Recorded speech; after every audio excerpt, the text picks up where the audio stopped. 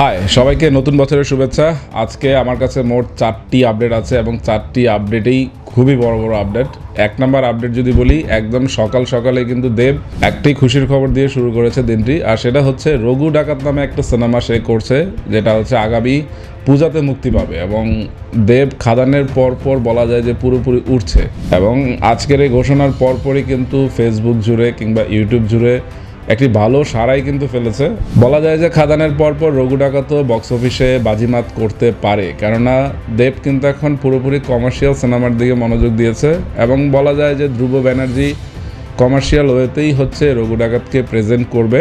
এবং এই সিনেমায় দেবের সাথে আরও আছে বিদ্যা সিনহা মিম কিংবা হচ্ছে অঙ্কুশ হাজরা।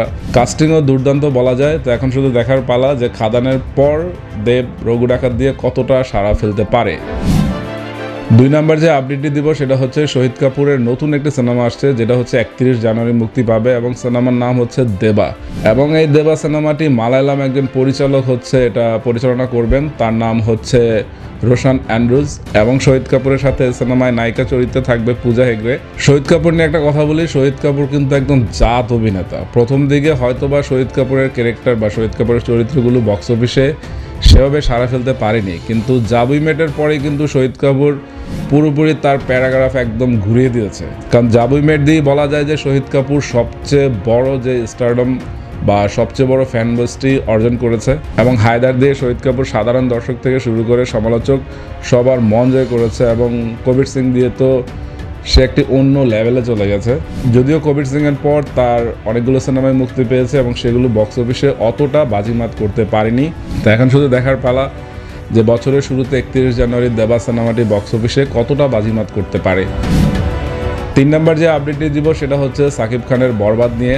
আপনারা জানেন যে 2024 সাকিব খান দারুণ একটি বছর কাটিয়েছে এবং বরবাদ দিয়ে মানুষের প্রত্যাশা কিন্তু অনেক বেশি। যেহেতু দরদ বক্স অফিসে মোটামুটি বাজিমাত করেছে, কিন্তু তুফান বা রাজকুমারের মতো সাড়া ফেলতে পারেনি। ভক্তরা কিন্তু আশায় বুধ হয়ে আছেন যে সাকিব খান বরবাদ সিনেমা দিয়ে বক্স অফিস জাস্ট একদম তুফানের রেকর্ড ভেঙে দিবে। কেননা বরবাদের ফার্স্ট লুক পোস্টার কিন্তু অলরেডি বাজারে এসেছে এবং দারুণ সাড়া ফেলেছে। এবং সাকিব খানের বর্তমান যে লুক, এই লুকটিও ভক্তদের মনে কিংবা হচ্ছে সাধারণ দর্শকদের মনে দারুণ প্রভাব ফেলছে। তো সব কিছু মিলে বলাই যায় যে বরবাদ আসলেই একটি গেম চেঞ্জার সিনেমা হতে পারে 2025-এ। এবং বরবাদের যে আপডেটের কথা বলছিলাম সেটা হচ্ছে কলকাতার আরও একজন অভিনয় শিল্পী বরবাদে যুক্ত হয়েছে, তার নাম হচ্ছে রিয়া গাঙ্গুলি। তো আমরা জানি যে বরবাদের নায়িকা চরিত্রে থাকবেন হচ্ছে ইদিকা পাউল। তো তারপর কলকাতার আরও একজন নায়িকা আসলো রিয়া গাঙ্গুলি। তো এখন শুধু দেখার পালা যে মেহেদী হাসান হৃদয় সাকিব খানকে কতটা ভায়োলেন্সভাবে প্রেজেন্ট করতে পারে। কেননা হচ্ছে ইদানিং ভায়োলেন্স সিনেমা কিন্তু দারুণ মাত করছে। মার্কো সিনেমার তার প্রমাণ, কিল সিনেমা তার প্রমাণ।